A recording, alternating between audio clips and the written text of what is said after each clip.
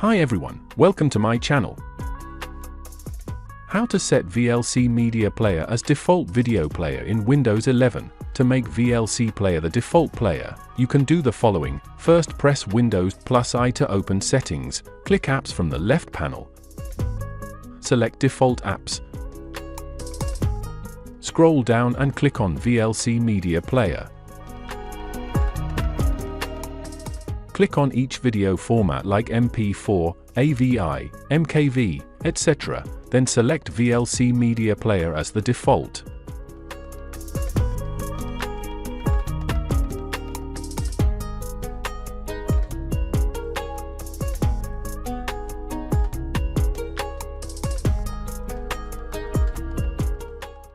Now VLC will open all video files by default.